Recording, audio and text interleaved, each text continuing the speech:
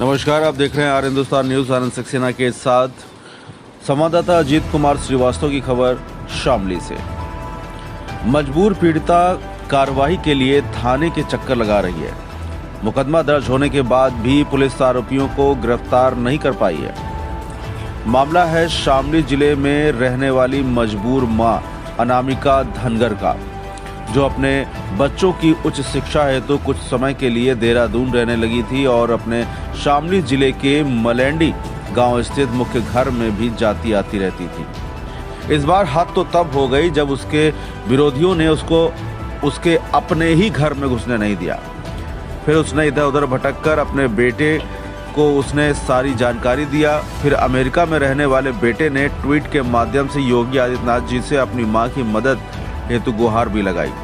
शामली जिले में ट्वीट के माध्यम से पहली बार किसी एनआरआई ने मदद मांगी है, तब जाकर पुलिस ने तत्परता दिखाई और आरोपियों के विरुद्ध मुकदमा दर्ज कर आगे की कार्रवाई शुरू कर दी है। फिलहाल आप सुरक्षित रहिए, जुड़े रहिए आर हिंदुस्तान से। नमस्कार। आप जो थाने आए हो, क्या मामला है आपका? मेरा नाम अनामिका धनगर है। हम लोग होली से पहले दिन आए थे अपने स्कूल में, और जब घर पे आए तो घर पे आने के बाद जो जिन्हें घर को 1-2 कमरे यूज करने के दिए हुए थे। कौन लोग थे? संजू मलखान, कृष्णपाल मलखान पुत्र मलखान, अनुज कुमार पुत्र मलखान, और साथ में उनके मनोज पुत्र बीरसेन। कहाँ के निवासी हैं ये सब मालैंडी के निवासी हैं। इनकी मेरी प्रॉपर्टी पे शुरू से ही नजर थी, इसलिए ये जो थे मेरी सास को साथ में या मिलके मेरी बच्ची को भी इन्होंने एक बार छोटी थी जब 1 साल की अवंतिका, तो इसको मारने का प्रयास करा। तब मैं इसको लेकर आई थी कि ना ये रहेगी, और जब बच्ची नहीं इसके साथ रहेगी तो ये इस घर से चली जाएगी। तो इन्होंने मुझे उस टाइम भी, इसका भाई एक जीवित होता था राजकुमार, तो मार पिटाई की थी काफी, और हाथ पकड़े खींचे कई बार इन लोगों ने निकाला, लेकिन मुझे निकाल नहीं पाए। फिर मैं परेशान होकर के जब बच्चा हुआ तो इन्होंने बच्चे होने से पहले ही मेरी जो काम वाली थी, उसे गांव में राड़ी की बहू बोलते हैं, उसको हटा दिया था कि लड़का नहीं हो पाएगा और संजीव के घर नहीं बस पाएगा और प्रॉपर्टी तुम्हें मिल जाएगी। लेकिन उस टाइम भी कोई इस बात को मानने को तैयार नहीं था, जो कि आज प्रूफ हो गया। और इन्होंने मेरी कोई इनके घर से पैसा नहीं गया। ये तो अपने बच्चों की फीस भी टाइम पे नहीं दे पाते थे। इनका रिकॉर्ड स्कूल का चेक करा जाए कि मेरे स्कूल में जो इनके बच्चे पढ़े हैं, इन्होंने कब कितनी फीस दी है। किनके बच्चे? कृष्णपाल का जो लड़का राहुल, वो भी हमारे स्कूल का स्टूडेंट है, जो आज दरोगा बन गए। हमें धमकी दे गए, अरे सारी पुलिस उसने कंट्रोल करी। और इसका ऋतिक भी हमारे स्कूल में पढ़ा, संजू की लड़की भी हमारे स्कूल की पढ़ी हुई है। कभी फीस भी 3 महीने की भी नहीं दे पाते थे। ये तो पूरे साल की या 2-2 साल की फीस का भी थोड़ी बहुत देते थे।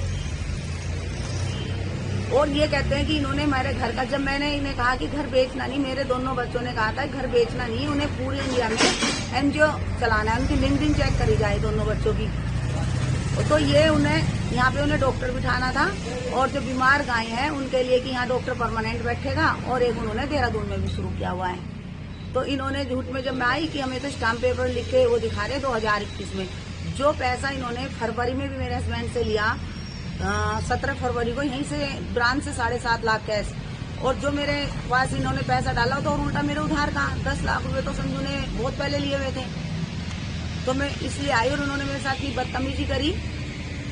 तो पुलिस ने जो है पहले तो एफआईआर नहीं करी, लेकिन अब इनकी एफआईआर भी दर्ज होगी, लेकिन अभी तक किसी को अरेस्ट नहीं करा।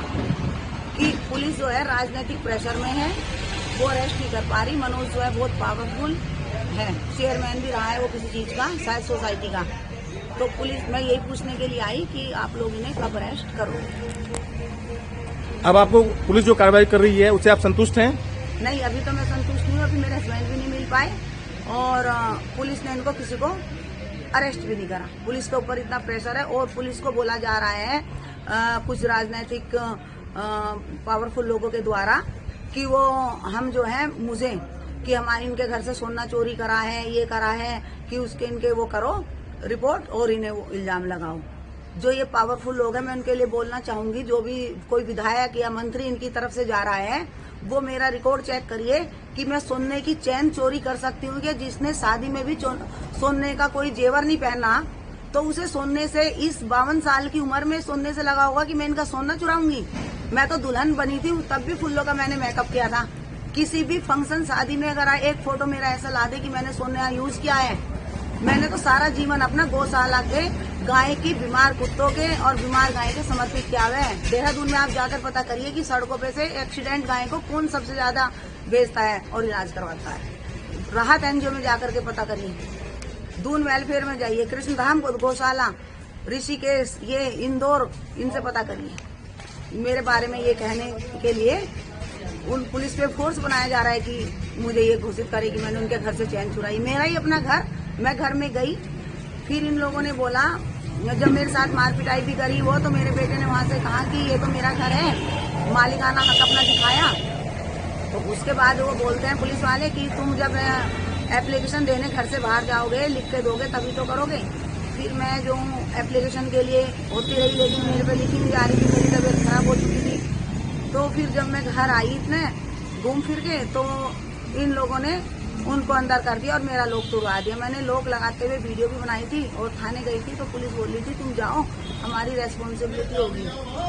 और फिर जब आई तो वो अंदर थे और मैं बाहर थी। मैं पूरी रात चबूतरे पे रही और अभी भी मैं अपने घर से बाहर ही हूँ। आप अपने उस मकान में प्रवेश नहीं कर पा रही हैं? नहीं सर।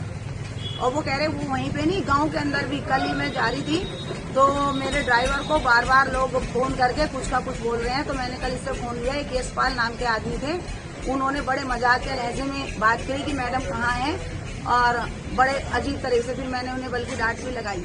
फिर दूसरा एक और कॉल आया रविंदर मलिक का, जो हंस के बोलते हैं उसको, मेरे ड्राइवर को, अरे लग गया ना ताला। तो हर एक की नजर मेरी प्रॉपर्टी पे है।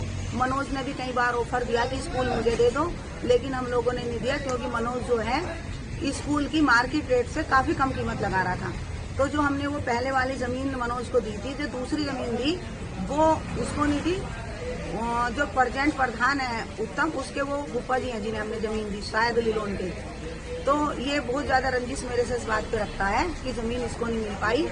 और जैसे कि इन्होंने स्टाम्प पेपर पे इसका साइन दिखाया है घर का, स्कूल का भी इन्होंने प्लानिंग के साथ ऐसे कागज तैयार किए हुए थे। तो वो बस हम बच गए कि उस पर साइन नहीं शो कर पाई है स्टाम्प पेपर पे।